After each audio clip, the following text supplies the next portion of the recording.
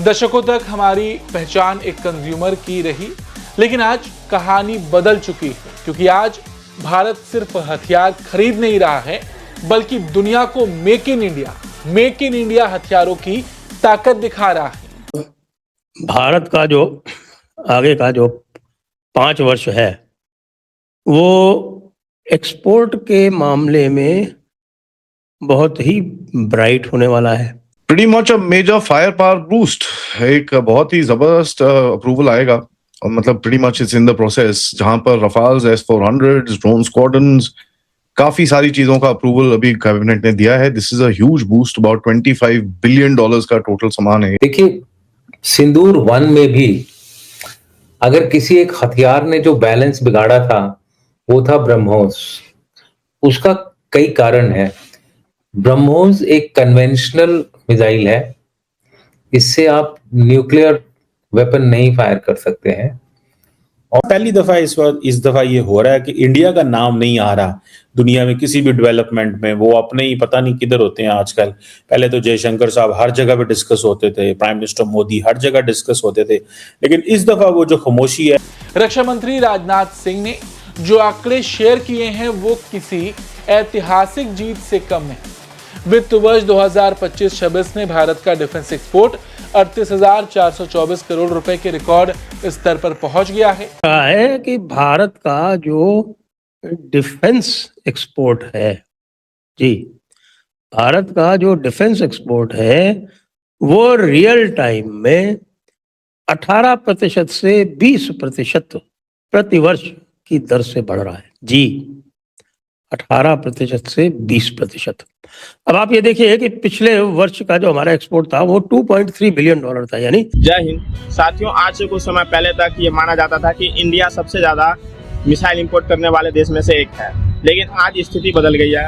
आज भारत दुनिया के दूसरे देश से मिसाइल इंपोर्ट तो करते हैं, हथियार खरीदते तो है, लेकिन अब भारत एक्सपोर्ट करने में भी आगे आ गए।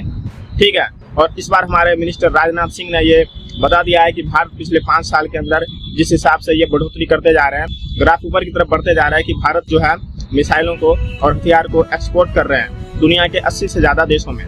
तो ये भारत के लिए एक गर्व की बात है कि भारत मेक इन इंडिया पर काम कर रहा है और धीरे धीरे अपने डिफेंस सिस्टम को कुछ ऐसा बना रहा है कि भारत अपने यहाँ भी बना रहा है और दूसरे देश से खरीद भी रहा है, और जितना संभव हो सकता है दूसरे देश में हथियार जो है वो एक्सपोर्ट भी कर रहे हैं। तो ये साथियों भारत की रणनीति है कि इतना धीरे धीरे प्रगति कर रहे हैं कि दुनिया के नजर में भी नहीं आते हैं, और भारत अपने उस लक्ष्य को भी प्राप्त कर पाने में सक्षम है।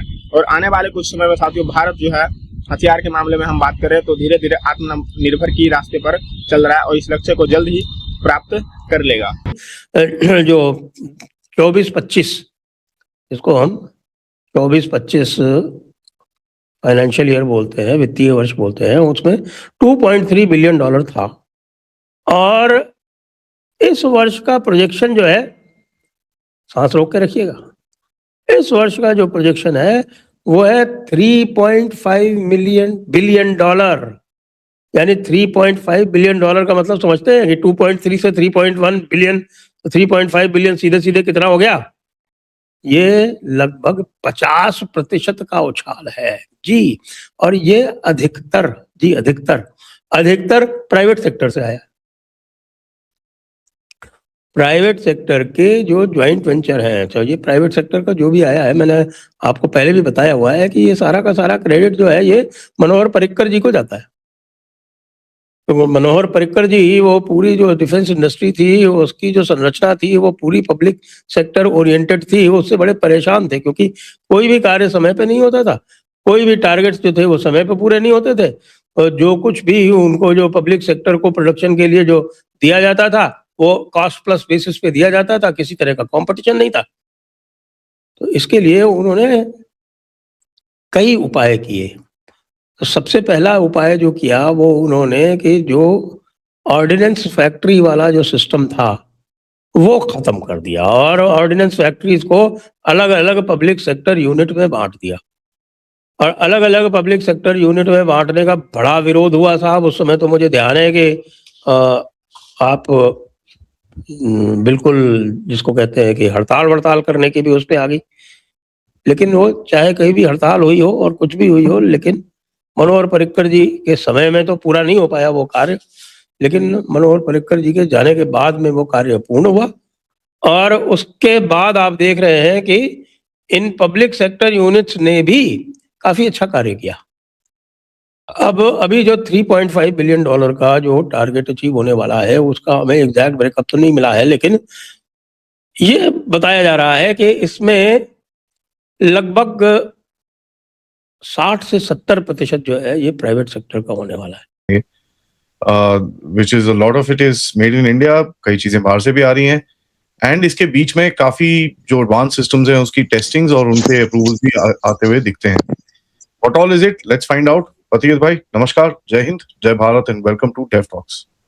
नमस्कार आदि भाई। नहीं, आपने जो रफाल की बात की वो पिछले वाले शायद डिफेंस एक्विजिशन काउंसिल का जो मीटिंग था उसमें वो क्लियरेंस आ गया था। अभी जो 27 मार्च को कल जो मीटिंग हुआ उसमें एक्सेप्टेंस ऑफ नेसेसिटी दिया गया है for 2.38 lakh crore weapon systems की। बट एक्सेप्टेंस ऑफ नेसेसिटी ये थोड़ा क्लियर करना जरूरी है। This is a very very important step, but acceptance of necessity के बाद थोड़ा टाइम लगता है, मे बी 1-1.5 साल 2 साल for contracts to get signed. फिर उसके बाद डिलीवरी एक शेड्यूल होता है उसमें आ जाता है।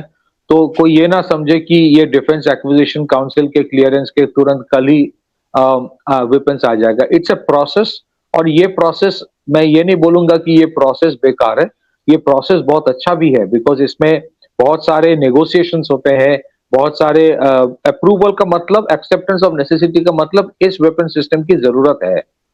तो उसके बाद आपके कुछ कुछ जगह पे टेंडरिंग होती है, कुछ कुछ जगह पे गवर्नमेंट टू गवर्नमेंट डील्स होता है, और कुछ कुछ जगह पे direct acquisition from the PSUs होते हैं, and then there are negotiations of cost, फिर ट्रायल्स होते हैं, ट्रायल्स के बाद नेगोशिएशंस ऑफ कॉस्ट होता है, and then it goes to the cabinet committee of security. वहां के अप्रूवल के बाद साइनिंग ऑफ द कॉन्ट्रैक्ट होता है। सो ये 1-1.5 साल का है, बट जिस तरह के वेपन सिस्टम्स को इस बार क्लियर किया गया है, overall it is a very important step in the right direction. जहां पे एयर डिफेंस ट्रैक सिस्टम्स है, आर्मर पियर्सिंग टैंक एम्यूनिशन है, हाई कैपेसिटी रेडियो रिले है, ये कम्युनिकेशन के क्रिटिकल पार्ट होता है, धनुष गन सिस्टम्स है, फिर उसके बाद aerial runway independent aerial surveillance system. ये बहुत यूनिक सारे वेपन सिस्टम्स की बात की गई है। और उसके साथ एक और इम्पोर्टेंट चीज है, S-400 के बहुत और भी ज्यादा स्क्वाड्रन्स लिए जाएंगे।